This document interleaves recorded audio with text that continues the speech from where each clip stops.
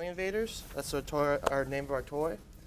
And a quick overview of it is it's a military-inspired shooting game that engages targets.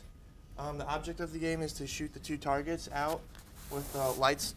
When they hit the targets, the lights turn off. You can pick how much ammunition you want to use for each game. So Jesse's going to talk about our story. So the story is essentially a very old and highly advanced alien race is searching for new places to find fuel. And it just so happens that once they leave their galaxy, Earth is the first planet that they stumble upon. So they're looking for fuel. Little do they know we're in the process of using it or whatever, but essentially their goal is to knock down Earth's defenses and claim Earth as their own. And so you are actually playing the alien race in this game, and you're trying to defeat Earth's forces.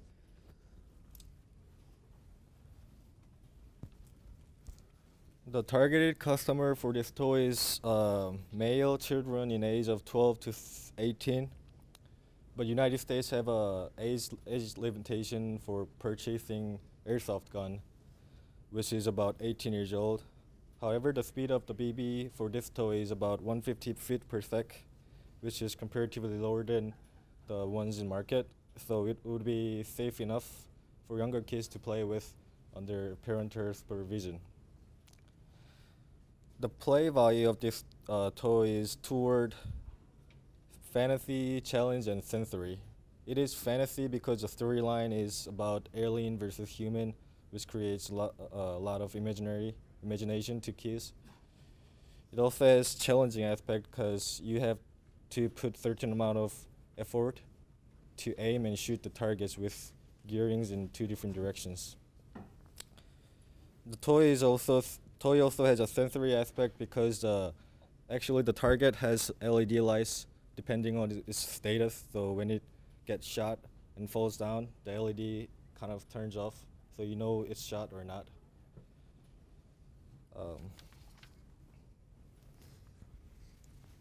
Alright, this slide here shows the mechanism inside which the gun uses to shoot. Basically, a motor just turns around and there's a gear there which has only got cogs on half the side. So it like pulls it back, and then on the other side it releases it and the air shoots out, shooting the BB, and then repeats. Like we said, it's only 150 feet per second, which is relatively short for, relatively slow, sorry, for a BB gun. So the next feature in our assembly is actually the gears that you use for aiming.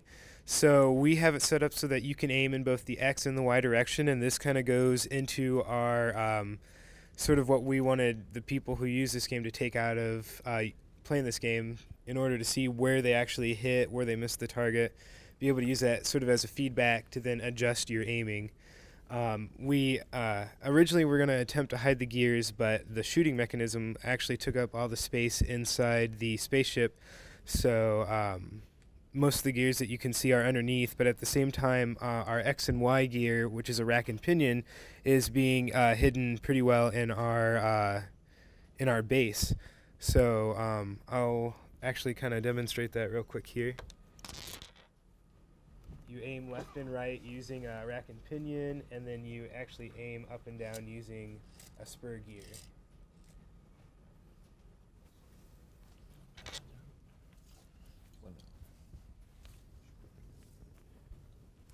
Here's a little bit of description of the actual alien ship assembly. It holds the alien airsoft gun inside.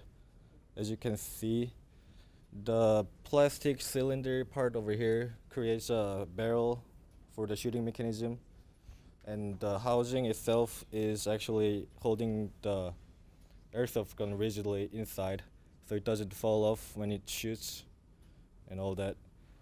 I think we're going to do demonstration now. Yeah. Alright, we're going to try and do a little demonstration. Let's scoot this back a little bit. Just give it one aim and one Yeah, shot. we'll just give it one aim and one shot just to... Do you have a BB? Yeah, it's Throw it in there. Oh. So That So was a miss. That was a miss, but in reality, if you hit it, they turn off, and that's our toy. And you defeated them. Yeah. So is there any questions? Are you in ROTC? No, I am not.